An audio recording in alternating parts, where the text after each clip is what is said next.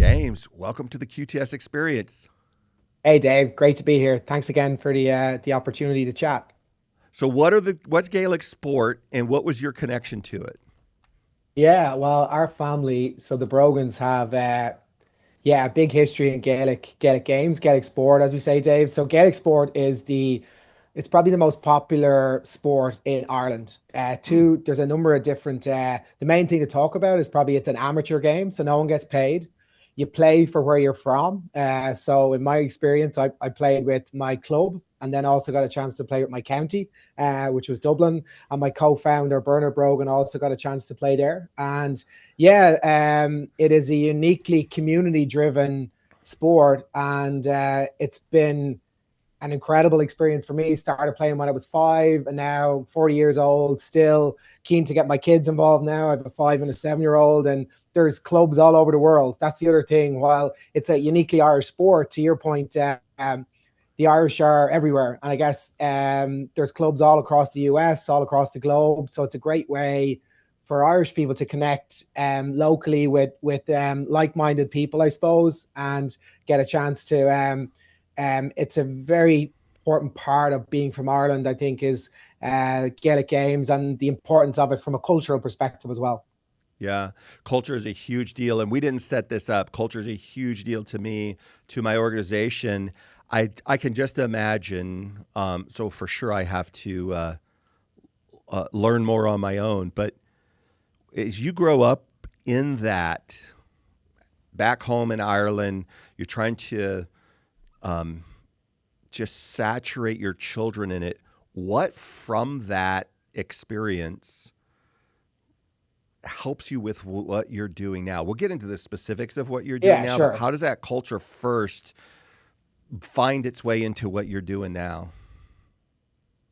I think the obviously from our experience, it culture from what we're seeing anyway. And my experience was obviously at a it's an amateur sport. However, it's played on an elite level day. And I guess what we saw in our experience, both in terms of playing, but also then moving into coaching, was culture is such a bedrock of creating high performing teams. And Mm.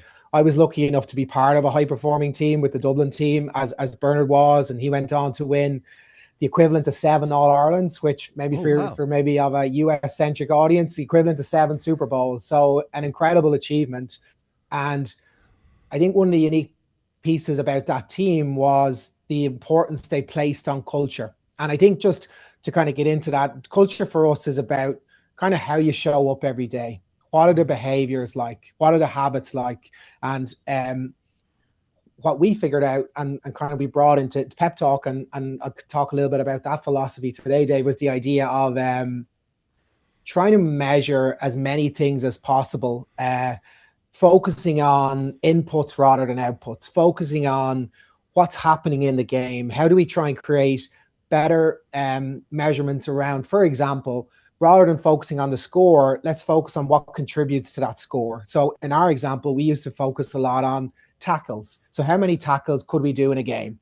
Mm. What we found is there was a strong correlation between high numbers of tackles and very positive end results in terms of the scoreboard. So what you think about then, it's like, okay, rather than focusing on the end result, what you focus in is on the inputs. And that was a big belief in our team. And we layered different things on it. But when you think about that concept and culture, one of the things that we're very big believers in is let's try and measure some aspects of culture. Let's try and by measuring it, we can get it better. Mm. And I think that's a big cornerstone of what we're trying to do in the industry with Pep Talk, Dave. It's a big belief from myself in terms of how we can achieve what we want to achieve as a business internally. Yeah, so it's an area I'm very passionate about. But I think the starter point is thinking about culture as habits and behaviors that show up every day. And in the context then of sport and the game environment, what we learned is by measuring certain aspects of what was happening in a game, we had a much better chance of ensuring that the result was what we want. And when Mm. we think about the construction environment, which is what we're going to talk about today, we ultimately want a construction job to be as safe as possible, to be probably on schedule, on budget. So these are all the things that we'd like to have at the end. That's the score at the end. And we measure a lot of things as we go. Yet one of the areas we believe there's a huge opportunity to measure more closely is our people. They're one of they are the asset that's getting everything done right now in the industry. So that's the piece we're most excited about, trying to put some thought and measurements and ideas around how do we begin to understand that part of the conversation better.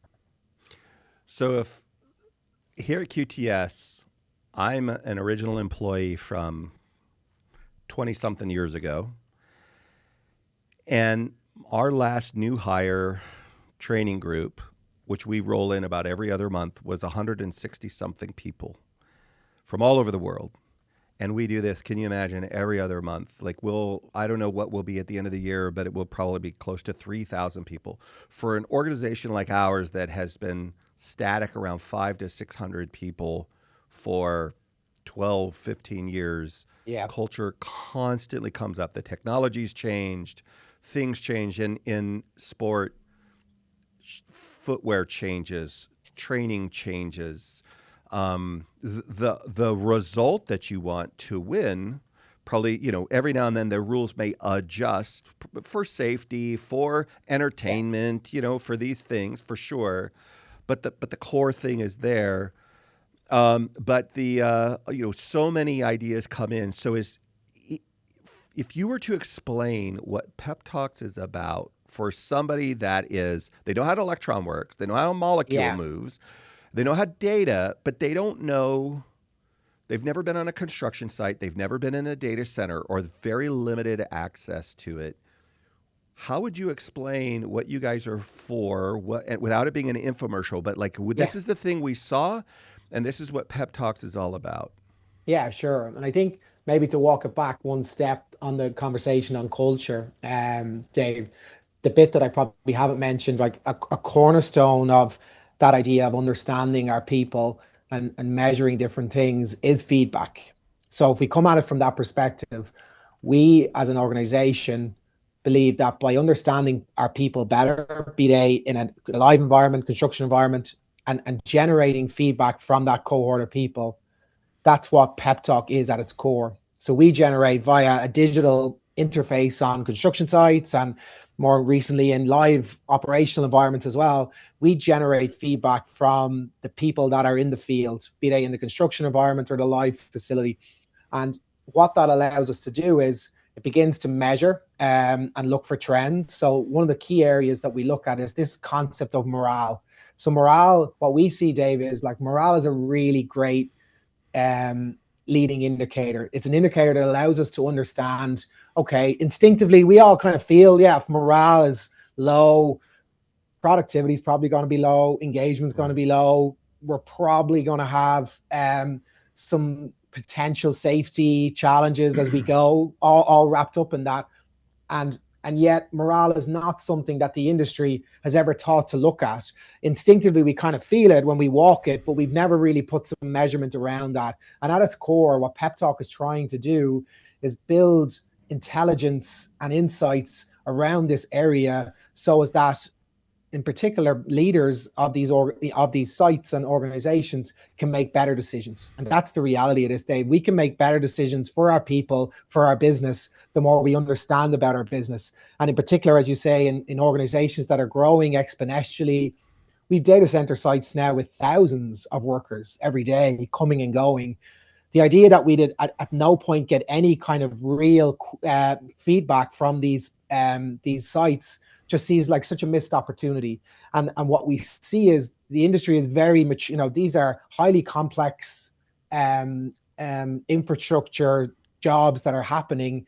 And yet when it comes to this area, there's probably a little bit of immaturity, and that's the opportunity for us. There's wide open field here, and we're on this journey with some of our partners to try and understand this better, to ultimately see, what correlation is there between morale and safety. We increasingly are seeing that in our data, and that's the exciting piece. We're beginning to now move from, an idea and a concept and a vision into something that's beginning to come true now in our data. So it's a very exciting time for the industry, but it's a very exciting time, I think, for this area within the industry, which we feel we're at the forefront of, which is really exciting. I remember when you were first talking to me about this, I was like, what are you talking about? Like, we we check with our people. I've been checked with. And then I started thinking about it. I'm like, at best, and I mean at best, in the past, it was certainly in my career, I Yeah, have seen. If I have a leader that this is intuitive or they've been taught, at least in that, whether I was in the military or whatever, what we would call that platoon level, that squad level, like your teammates to sure. your left and right, a small work team of 8 to 10 people, or maybe you're in a department where they have their own program, like this is regularly going on. And then for the organization as a whole, usually it's a once or twice a year at most survey or something, right? And the more that you talked and I just reflected not on that idea, I was like, you know what, this is more an exception than a rule that this feedback happened the way that you're talking about it in very a programmatic way, at least my personal experience.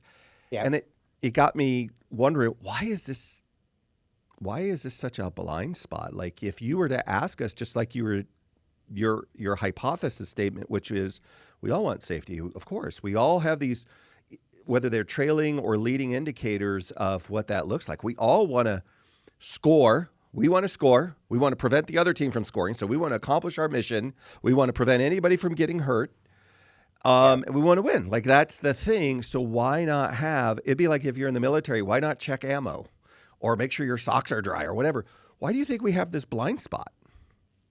I think, yeah, it's a good question. There's probably two main reasons. I think, in particular, I guess, Dave, in the construction industry, let's be honest, there has been a get on with it culture. There has been a general sense of come to work, do your job, and go home. And Right. that's, you know, there still is an element of that. So that's not to say that that has completely disappeared. However, Mm-hmm. increasingly, I guess with the challenges we have with getting more people to work in the industry, Dave, there definitely has been an evolution, I think, in the last number of years to acknowledge that we need to change how we lead. We need to become more appreciative of the feedback of others, that we can no longer just simply say, go out there, do your job, and that's it. And I'm never going to, I don't really want to listen to anything you got to say. So I think there is a shift happening culturally around what that looks like. And so that's the first thing. So I think that's why maybe up to this point, it hasn't been a big area.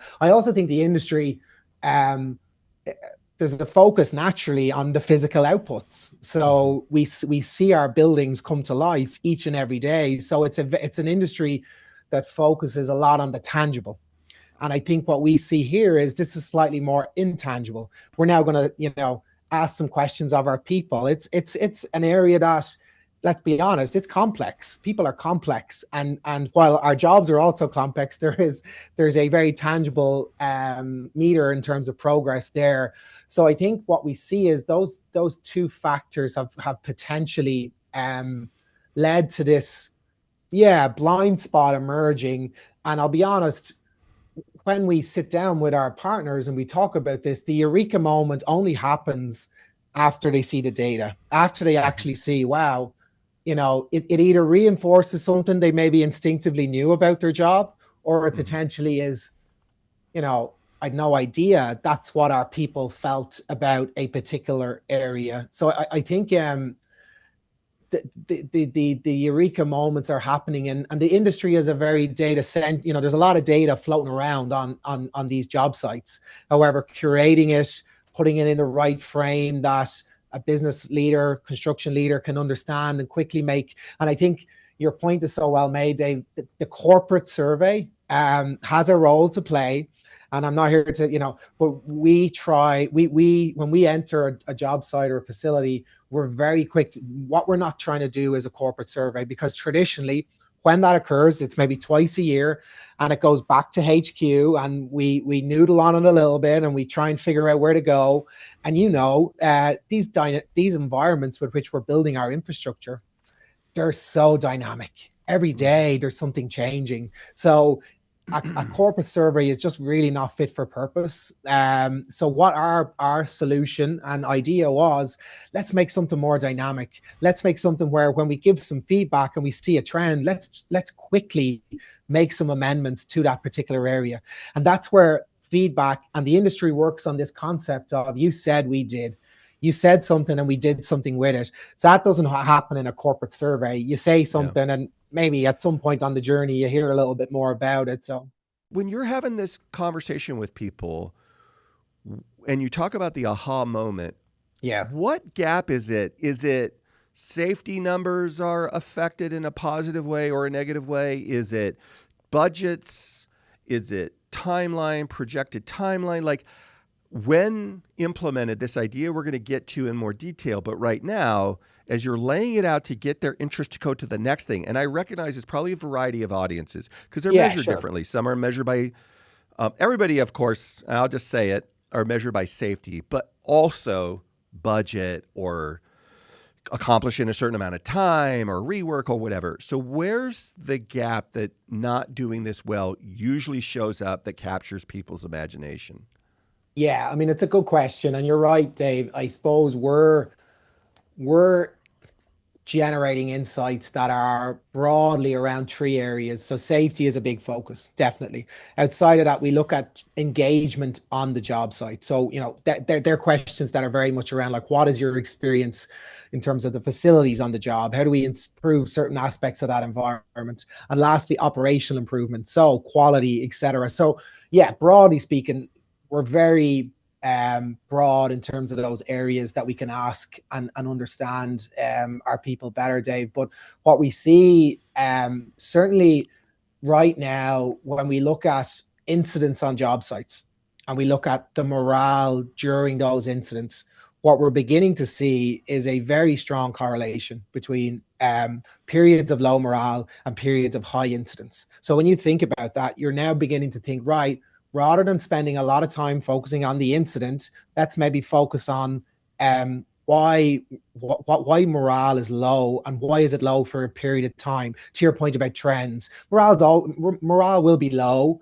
and high during different days. That's okay. But if you have this always on system generating this almost beat pulse of your site, so you're getting this read continuously, when they begin to see that they can now generate, for example, and they'll get an alert to tell them that you have now been in a risk window for longer than 2 weeks. We would recommend certain actions. For example, getting out on the site more regularly. Your site is inherently more risky by virtue of the fact that you have low morale. And when we walk back from that, Dave, that's a proactive, that's a really positive, no one has got injured yet. Nothing Right. has happened yet. And the industry, what we see is a lot of retrospective, reactive decision making. And we believe, certainly when it comes to this area, there's huge opportunity for proactive and more progressive focus areas when it comes to particular safety. And oftentimes, Dave, after incidents and accidents, unfortunately, what we hear is that the people on the ground doing the work, they kind of said, oh yeah, I kind of knew that was going to happen, or I kind of felt that was going to happen. And Right. yet we don't have any way of generating that. So that's the exciting piece for us, and that's the work we're doing very closely with our partners. Is looking at the data, of which we now have. We've over, in the last year, Dave, we've generated over 250,000 data points. Mm. So we are developing a considerable amount of data in an arena that's never had this data before. So yes, it's early. Yes, we need more data. However, early indicators are that there's a strong correlation, and we want to push the industry forward to say, let's have different conversations. Ultimately, if we could have different conversations, we believe that's going to be lead to better performance as well. The two Yeah. things do not have to be, they can be linked. We can have an engaged workers that are doing a great job, that can deliver, so everyone can win. They could, our workers can have a voice, our GCs can generate insights, and our owner developer can have a level of visibility, understanding for their job sites that they've never had before. And that for us is really exciting. While you're talking, James, I'm imagining like when you're in a scarcity world, like you have an abundance of people, and the things you should be focused on, you may not be focused on because there's always going to be another person to fill the gap. But when the scarcity is the people, to Yeah. your point about whether it's safety or you're an accountant and it's always so hard for you to deliver on time, or you're the supply, like in every way that this goes out, that this disruption, when there's an indicator that could help tell you what corrective action to take, people don't stick around on an unsafe job site. Like people Yeah. don't stick around. When I was in a special operations unit. Now, to be fair, I had Velcro on my stripes. I was always in trouble, so I was not the elite of these special operators. Eventually, I was invited in a Christ-like way to go work for another unit in the Army because I was such a knucklehead. But when I saw these folks that were elite, they were with a unit in the most extreme case, a combat-centric, airborne or whatever, that they knew that leadership was unsafe. Now, by definition, they joined to take risks. Like they're there to do hard things. There's a thrill in building intense construction infrastructure. People like to get paid. They want to be part of a mission and purpose. But if they think, whether it's in the micro or certainly systemic in the macro, this is unsafe and I have more options, like the differentiator many times we're finding is it can't just be more money. We can't afford, nobody in any industry can just more money. They don't do that.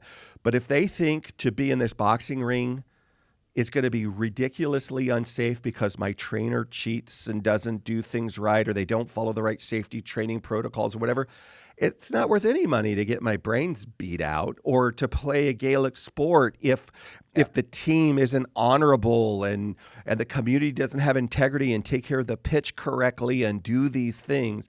In the same way what you're describing, it seems to me that at least one of the other indicators is if you see this stuff, you're going to start having turnover. You're going to get a reputation, which is 1,000 times harder before there's ever, hopefully, ever a major issue. And so that insight, I would imagine, is an important additional indicator, like where are we at in the real scheme of this thing? Yeah.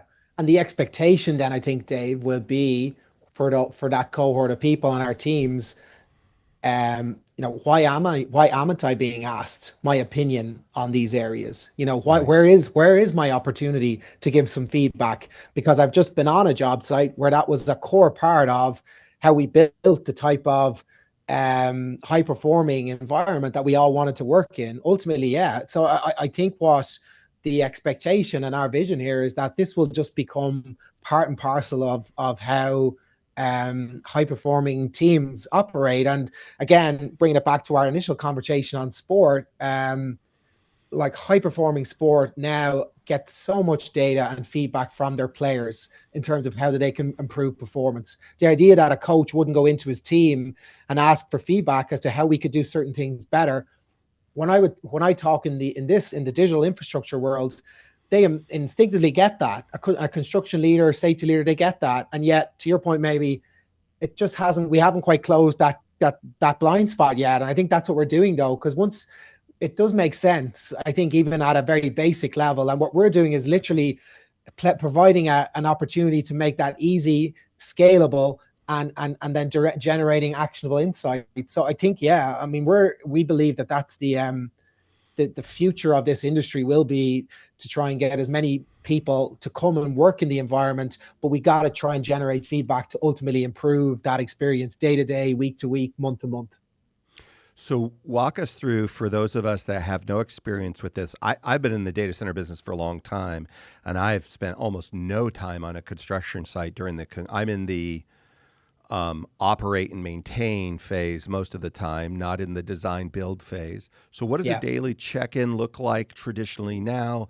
And what do you think it might look like if the types of tools you're talking about get implemented? Just that data gathering. What does it look like today traditionally, and where do you think it will go to? And I think it's obviously, you've touched on the live and the more operational facilities, Dave. That's something in the last 6 months we're starting to explore as well, because in essence it does make sense. It's I think the research suggests that human error is still a large challenge that we have in operational environments. And what we're trying to do is try and unpick that and try and understand from a people and a team perspective what insights we can generate there that may be able to proactively get ahead of some of that issues. But yeah, basically, Dave, what that experience is like for a worker on the ground, they'll see almost like a digital, like a kiosk, David, digital kiosk. That's, we've certain sites that may have 6 or 7 strategically placed in high footfall areas, and they'll simply walk up to the kiosk and they'll be asked 2 quick questions: how they're feeling about the job, and then what could be better about this job. And if they're feeling good, how do we keep that going? If they're feeling like there's some challenges, where are those challenges? And the system will look at those general themes and then try and identify particular areas to focus on. So right now, to give you a real concrete example, we're talking, we're coming into the summer, so heat is a major issue. So what we're trying to understand is what strategies and tactics do we need to implement to try and reduce heat-related injuries on job sites? And we're involving our teams in creating, where do we need to put our break tents? Where do we need to put hydration stations? So as you can see, this is very tangible, real-world, easily implementable areas.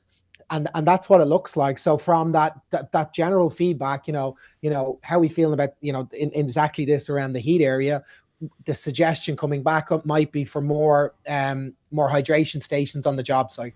That's something that could be done within days, if not hours, Dave. So if you're a worker, suddenly you've given that direct feedback, and within days you've seen hydration stations now appear on the job. What a way to build trust between leadership and workers. Simple, but oftentimes, Dave, this is simple stuff. It's not, we don't need to overly complicate this. This is generally simple, easy, accessible feedback that we're trying to figure out and work on. And that's a real world example. And in an operational environment, it's the same. So we have a lot of these very real world examples of what this feels like on the job site. But I think those ones that are, hopefully for your listeners, you can see, yeah, okay, I could see how that would be something that I might not be able to generate that insight. I might have a sense of it, but let's involve our people in figuring out what's that best way to do it. We live in an era today where when we talk about a version of what you're talking about, people will hear, you're talking about, this is how I'm going to benefit you, human being. This is how I'm going to benefit you, corporation. This is how I'm going to benefit. Like, this is going to lead to your flourishing. This is good. And what they're going to hear is surveillance. They're going to hear AI's replacing my job. Like, that's for some. Yeah.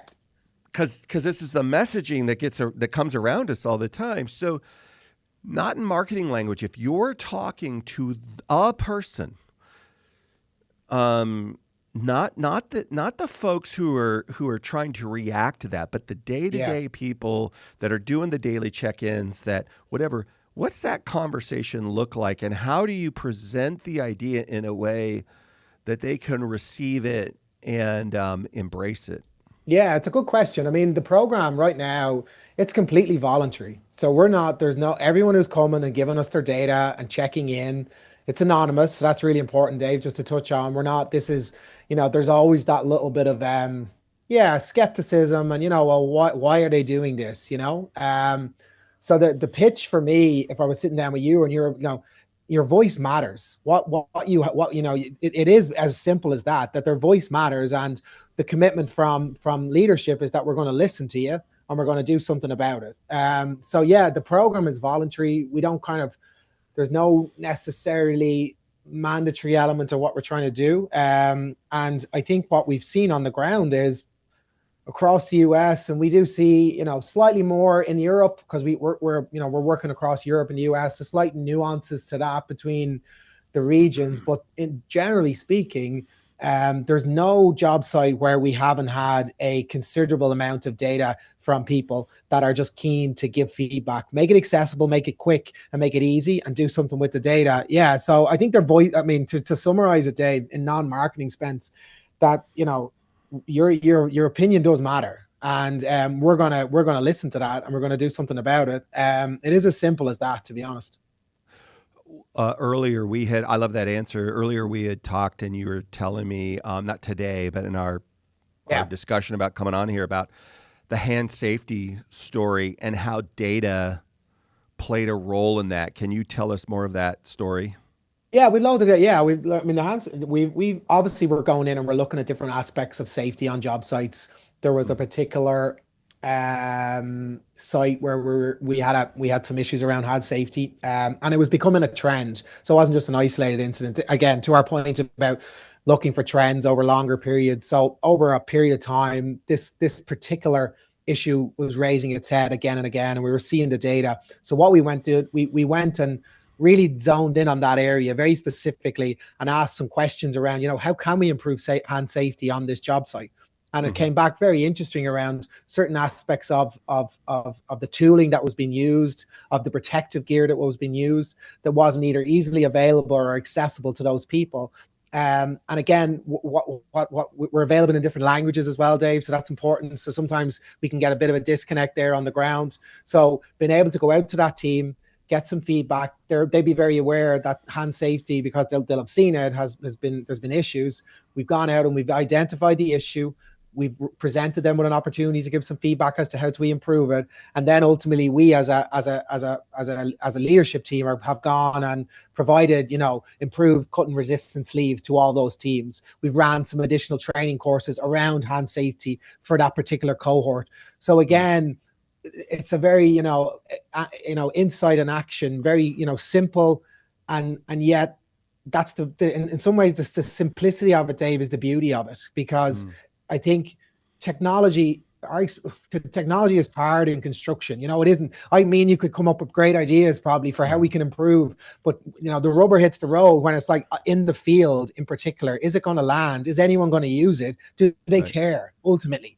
And I Right. think the simplicity of what we're doing, the fact that the kiosk itself doesn't need any education. They've kind of seen something similar in an airport or a retail unit, Right. and they'll kind of go up initially, maybe out of curiosity.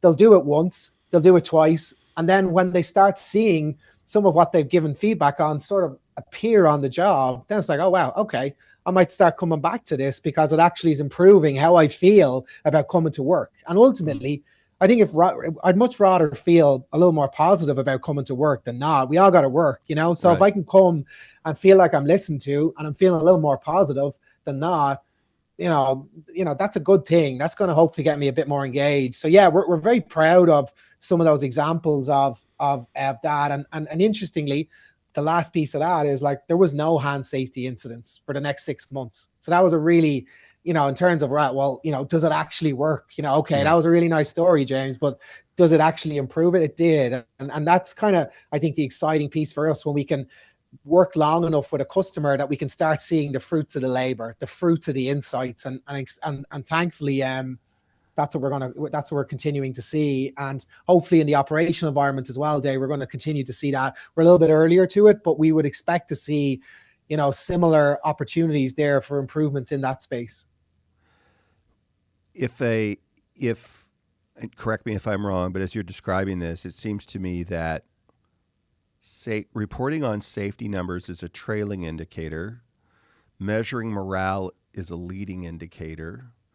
What what else would be some of the leading indicators that, besides morale, if you don't capture them now, you want to capture in the future? What would be some of those KPIs that people can react to? Outside of morale itself, Yeah. yeah, I mean, from our perspective, like engagement is one area. So how we Mm-hmm. look at that is actually the volume of check-ins we're getting. How engage, our people, Mm-hmm. what's this environment like that people almost feel comfortable coming and giving us their feedback. So we've certain sites where check-in numbers in terms of that data capture piece Mm-hmm. are a little bit lower. So that's an area that we kind of would look at quite extensively as well. And then, I mean, the other leading indicator is very much built around those question sets, Dave. So as I said, you want to try and design an approach to questions that are simple and action orientated. And actually, interestingly, we're now looking at the different phases of builds as well. So obviously each data center goes through a different phase. Mm-hmm. So there's particular challenges that are appearing at those phases. So if you can proactively look at the commissioning phase or the MEP phase, and you can begin to compare different job sites that are going through that phase, and potentially similar challenges appearing, then you can proactively look and say, okay, we have an indicator. We have already designed proactive indicators here to allow us to get ahead of those issues. So from our experience, the type of indicators we're looking at are very much people centric. And sure, there's safety observations and other areas that are, leading indicator, site walks, et cetera. There's more, certainly more traditional indicators that are already in place. But yeah, you're right. I mean, overall, a lot of what we see is retrospective, and what we believe is definitely that proactive element, morale engagement, and then designing questions that are very proactive in their nature. That's the real sweet spot in terms of hopefully, not taking away from those areas, but layering a different approach to how we try and manage safety and ultimately, performance on our job sites. As you're looking at both, you've got the experience in the construction, and you're looking at the steady state, what we call stabilization, the operations side. What's harder, what's easier, and why? And we'll give you permission in 6 months to come back on the podcast and tell us it's changed. But why in this initial experience? What's the challenges between the two? I think obviously the most obvious, the operational environment is a more stable environment. Teams in operational environments tend to know each other a little bit better. They're more familiar with each other. Construction environments, the volume of people is greater. Creating a culture there is harder. People are on the move more. So I think what you're dealing with there is, and it's not as dynamic. Let's be honest. The dynamic nature of construction jobs, where access routes are changing daily. Where things are yesterday is not where they're going to be tomorrow. So that dynamic nature makes it certainly more complex. And you're right. We're early stages to the operation environment. However, I think what we're already seeing is one, that from a culture perspective, there is a real need to understand these live environments better. They're stressful. There is disconnection. They're often in locations that are a little bit remote, so people can feel disconnected, and yet they're highly pressurized. Errors in these environments can create outsized impact in the world. So in terms of trying to create the best possible environment, again, for people to do the work that we need them to do, and de-risk ultimately that facility, I definitely feel like we're going to see similar correlations between morale and performance across that area. But I think the interesting piece for us is there's opportunity, we feel, for more, for example, leadership development. That's an area that we believe, because we have a more stable team there, we can spend a little more time trying to develop our leaders, try and help them understand the importance of listening to their teams. So that stable environment allows us to sort of layer on a little more than we might do in a construction environment, where the examples I'm giving you, they're very actionable. Where I think we believe in the operational environment, there is more, and we hear there's sites that are doing it. Maybe they're coming in once a quarter and they're doing a lunch, and they're chatting to some of the teams about, what's not working in here right now for you, what could be better. So I think if we can do that on scale and monitor it in an ongoing basis, that's the exciting piece for us. So yeah, we any high risk environment, Dave, be it, and that's construction where we started. We work a lot in life sciences. We're now looking at operation environments. We believe any high risk environment, if you're not getting this human layer of insight, you're missing something. You're missing something that maybe make it safer, a better performance, more engagement. So the methodology is similar, but it's difficult for that gap exists, and I think that's the exciting piece for us. So yeah, if you give me a slot in 6 months' time, maybe I can come back and tell you a little bit more about what we're doing in that space, because we believe, because you think about the volume of how many operational facilities are out there, and I think some of the, in particular at a portfolio level, some of those interesting insights you'd see. I think actually that's it's strange that there hasn't been a ton of data picked up in that area. But again, I think it's probably, it's just the nature of the environment, and also these facilities are getting bigger as well, Dave. So we're now bringing more people into them as well. Okay, not hundreds of thousands, but we may end up with facilities with 100 people by and large coming in pretty regularly. And that's a sizable amount of people that you kind of would like to, I think, get a read on. What is it really like on the ground there? What's that experience like? Right. So yeah, I think it's quite an interesting area. And you're in this a lot longer than me, so I mean, I'm sure you could see Wow. value from Shots your fired. perspective. Yeah. Shots fired. Yeah. So I imagine that as you move more into the operator world, especially if we're Yeah. moving to very high voltage, as we Yeah. move into complex systems, these large facilities, even if they only have a few hundred permanent employees, it's a fully operational Death Star. There's constant change of computer systems and other infrastructure coming and going and coming and going. And there are robust SOPs and MOPs and EOPs. But if you get complacent and you don't check the list and follow the list, just like that well-fed alligator that looks tame, or that calm, easy-to-fly little airplane, you can get yourself in a pickle. And hopefully something like this helps bring a robustness, an awareness, a disruption to the mundane that keeps you alert so that you stay safe. And your lack of alertness could be back to morale, where we talked about before. And what's different about this construction? A construction site, to your point, it's constant change. I'm walking in the gate. Oh, okay.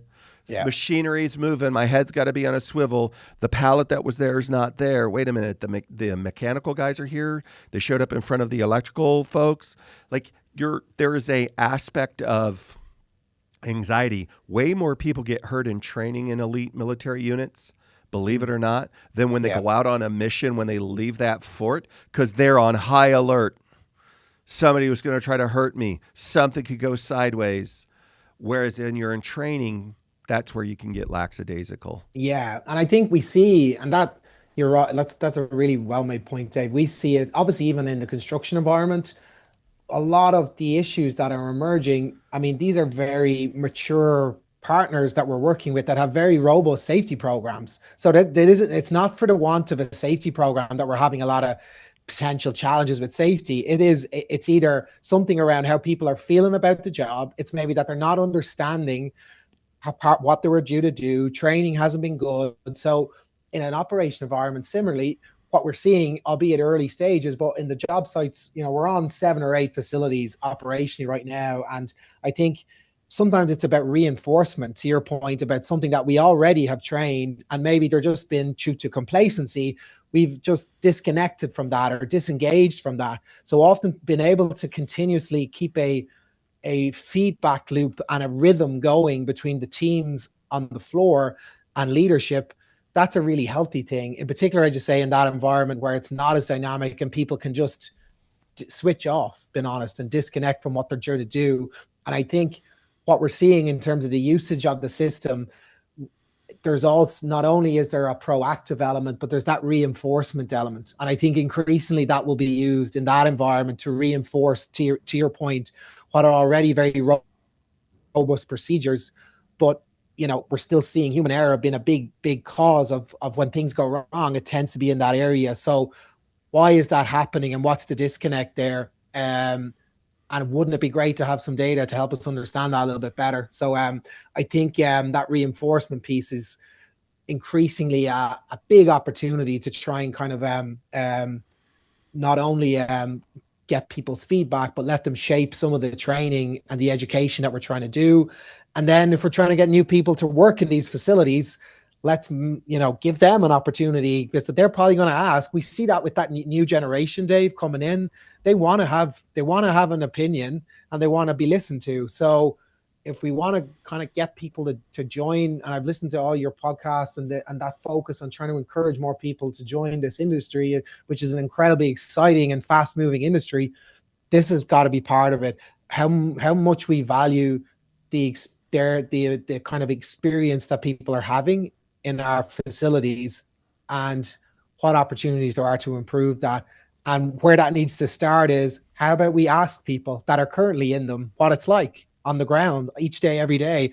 And how about we track morale for 6 months and see, is that steady, or is it kind of wildly up and down? which will give us a sense that we've got some issues maybe that we need to have a conversation about. And I think that piece around just let's have a conversation about morale on this site, that's bound to turn up some interesting stuff that we maybe have never talked about before.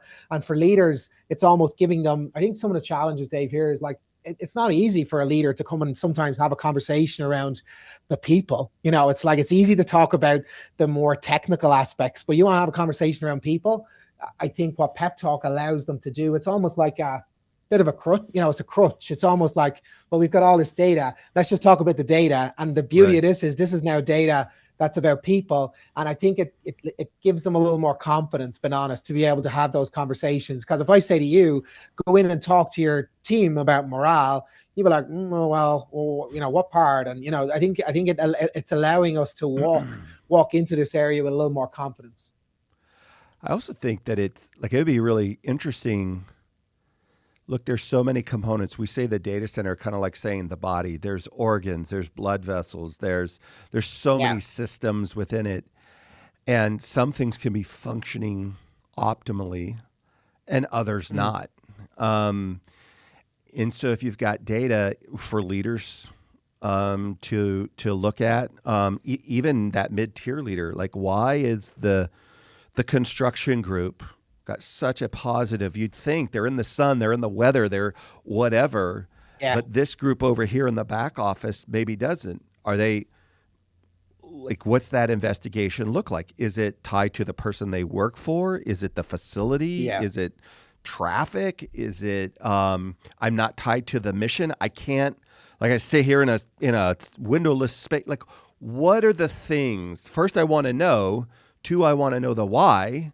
And then three, what I can do to influence it.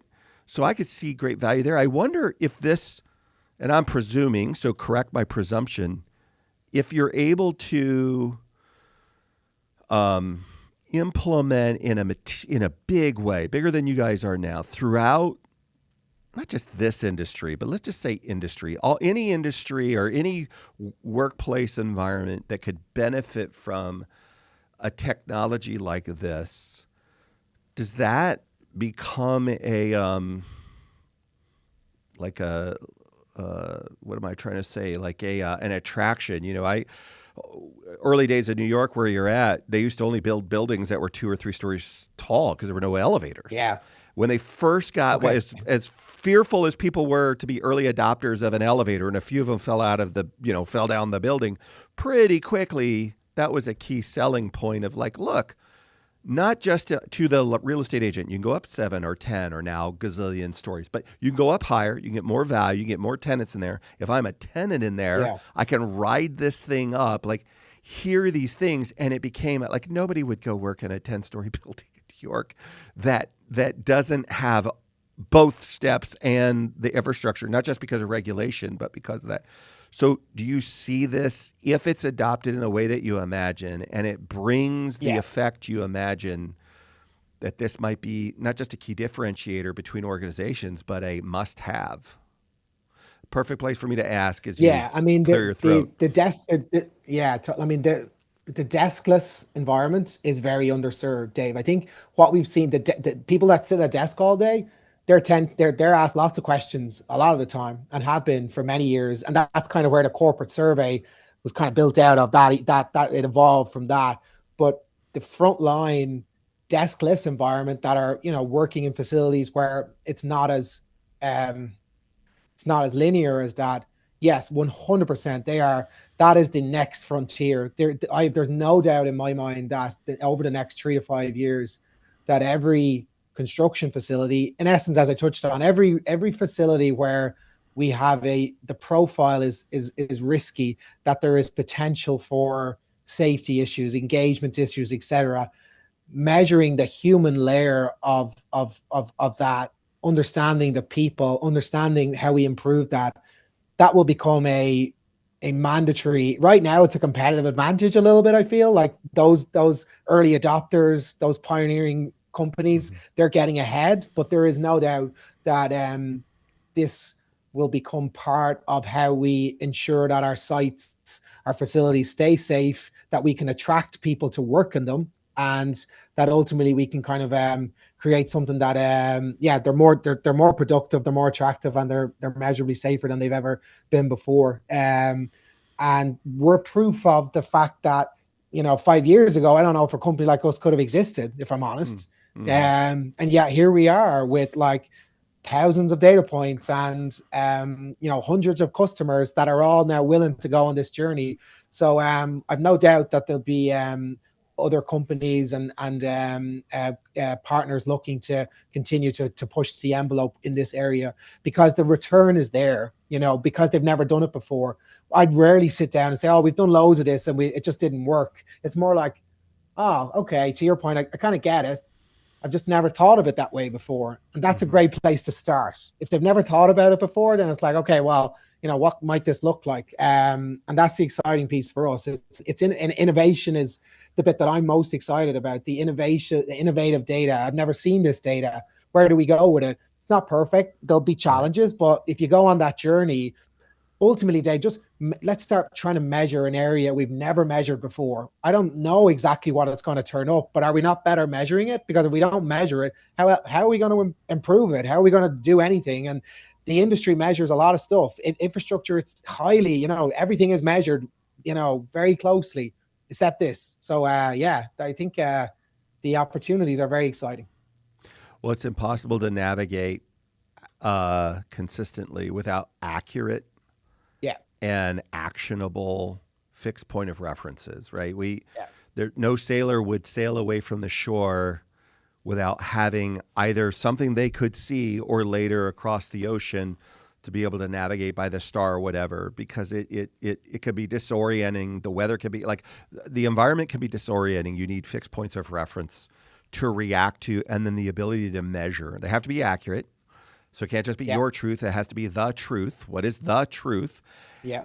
And that's the only way really over time you can take actionable insights. So I know we're coming up to time here in a minute, but I'm curious, is there a profile either by geography or by type of infrastructure that is curious about this, that's leaning into this as you guys are developing and deploying and you're at 250,000 data points now, and the not too distant future, 500,000 or more. Yeah. Who are the adopters that are saying, this is really interesting, tell me more? Yeah, I mean, it's a good question. I mean, obviously the company's history, we started initially, Dave, working with a number of contractors in Europe. They were the first kind of pioneers to kind of move the conversation forward, try and get some benchmarks and some data that they can begin to understand. To your point, are we tracking how are we going to start tracking towards something? And more recently, as you say, we've broadened into the world of developers and owners, because they have a different lens, but also there's an important part of that. We have worked then across more recently in the mining area. We've had some curiosity and inquiries from oil and gas as well. So I think, to my point earlier, I think what we're seeing is that high risk mission critical infrastructure, where we are increasingly focusing a lot of our energy as a business, and where we're seeing a lot of interest from those sectors in particular, because I think they are, to our point earlier, they're a little bit underserved. They're trying to attract talent, and it's not easy right now to attract talent into those areas. So they need to think differently, and I think they're acknowledging that. And lastly, they've never measured it before, and they want to start trying to get some benchmarks. So I think for us, Europe and the US is a big focus for us right now, but more recently we've looked at APAC, and it's interesting, just obviously when we come into different cultures, how people respond to the idea of feedback. And certain cultures will lean into that. Certain cultures will be more inquisitive and want to understand it a little bit better before they're willing to kind of go on that journey. But I think those high risk environments are where the greatest opportunity is for impact. And that's the kind of world PepTalk is moving towards. What a curious phenomenon that you, both at the macro culture level, but at the micro culture, because you might have a group, let's just say it's not even by country, it's by role. So the people that are attracted to be mechanical engineers or day laborers or whatever, there are some groups even within that that they may be highly engaging of the kiosk, Yeah. but they're not accurate. Like everything's always good, good, good, good, good. Just because they've just been in, they grew up in a culture, in a group that says, look, you don't complain. Like if you're above ground Yeah. and you got some water, you just, it's good. And others, it doesn't matter if you're serving filet and, massages, They're never bad, happy. bad, Yeah. bad, bad, Yeah. I know those are the extremes, but that feels like over time to start with something is better than to have zero. But then the Yeah. opportunity for this is over time by group of worker, by I know it's anonymous, but look, we know the makeup of a Sure. team. And so to be able to, like what we're trying to do is get to accuracy so we make an environment that is safe, retention, like goodness gracious. When we confirm they're operationally excellent, we don't want them to go. Yeah. We want them to stay here. We want them to build community and culture. You can't build culture where we started with Gaelic sport back in. If you could just bounce from county to county to county to county, like very quickly, we're discovering that in college football in America with our portal system. Like every 6 months they change or it's a different team. Much harder to do. So I know we're coming up on time. It feels to me like there's the opportunity as you get more data points, not just within a facility, but more facilities and more growth to nuance that even more. If somebody listening to this conversation hears this, if they take away nothing else that we've talked about for the last hour and 20, 30 minutes, what do you want to make sure they can take away? And where can they connect with you or these ideas or your org to learn more and follow the journey more closely? Yeah, well, firstly, Dave, thank you for the opportunity. It's been great. The hour or whatever went really fast, so that's hopefully the sign of a good conversation. Yeah, so I guess I'd love people just to take away. I think that concept that we've touched on once or twice.